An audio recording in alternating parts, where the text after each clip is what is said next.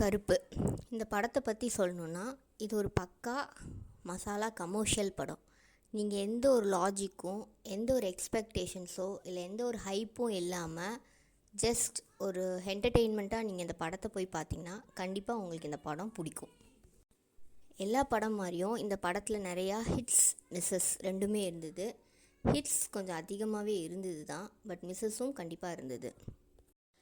இந்த படத்தோட ஹிட்ஸ் என்ன அப்படின்னு பார்த்தீங்கன்னா பாசிட்டிவ்ஸ். இந்த படத்தோட பேக்ரவுண்ட் மியூசிக், விஎஃப்எக்ஸ், சாங்ஸ் எல்லாமே ரொம்ப சூப்பராக இருந்தது. தியேட்டர் எக்ஸ்பீரியன்ஸாக இந்த படத்தை பேக்ரவுண்ட் மியூசிக்கோடு பார்க்கும்போது செம்ம தியேட்டர் வைப்பாக இருந்தது.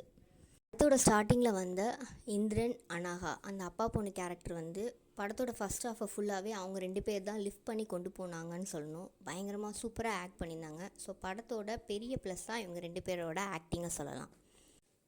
இன்னொரு பாசிட்டிவ் என்னென்னு பார்த்தீங்கன்னா, இந்த படத்தில் நடித்த எல்லாருமே இந்திரன், அனாகா, நட்டி என்ற Natarajan, Suriya sir, Trisha ma'am, RJ Balaji எல்லாருமே அவங்களோட ஒர்க்கை கரெக்டாக பண்ணியிருந்தாங்க. படத்தோட நெகட்டிவ்ஸ் இல்லை மிஸ்ஸஸ் அப்படின்னு சொல்லிட்டு நான் என்ன பார்க்குறேன் அப்படின்னு பார்த்தீங்கன்னா, படத்தில் ஹியூமர் ரொம்ப கம்மியாக இருந்தது. யூஸ்வலாக பார்த்தீங்கன்னா ஆர்ஜே பாலாஜி படம்னாலே படம் ஃபுல்லாக சிரிக்கிற மாதிரி நிறைய ஹியூமர் இருக்கும் அப்படின்னு எக்ஸ்பெக்ட் பண்ணிங்கன்னா கண்டிப்பாக இந்த படம் அது கிடையாது. இந்த படத்தில் அங்கங்கே சின்ன சின்ன ஹியூமர்ஸ் மட்டும்தான் இருந்தது. தியேட்டரில் சிரிப்பு சத்தம் ரொம்ப கம்மியாகவே கேட்ட மாதிரி இருந்தது.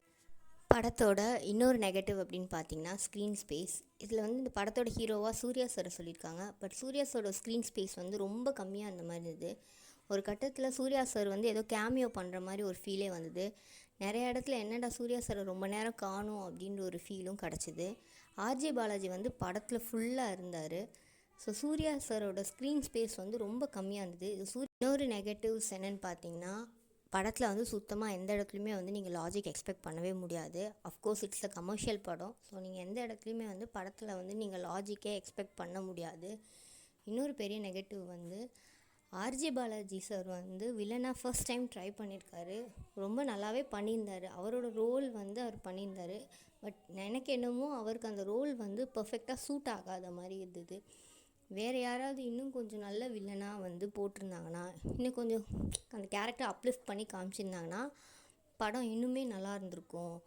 ஸோ வில்லனோட பவரை வச்சு ஹீரோவோட இதுவும் சூர்யாஸோட ஸ்பேஸும் நிறையா கிடச்சிருக்கும். படம் இன்னுமே சூப்பராக இருந்திருக்கும் அப்படின்னு நினைக்கிறேன். ஓவராலாக பார்த்தீங்கன்னா கருப்பு is completely a family entertainer movie தான். கண்டிப்பாக நீங்கள் ஃபேமிலியோடு போய் தியேட்டர்ஸில் பார்க்கலாம். கண்டிப்பாக ஒரு தியேட்ரிக்கல் எக்ஸ்பீரியன்ஸ் இருக்கும். அந்த பேக்ரவுண்ட், விஎஃப்எக்ஸ், மியூசிக்ஸ் எல்லாமே. பட் ஆனால் ஓவர் ஹைப் இல்லாமல் நீங்கள் ஜாலியாக போய் பார்த்துட்டு வர ஒரு மூவி மாதிரி தான் இருக்கும்.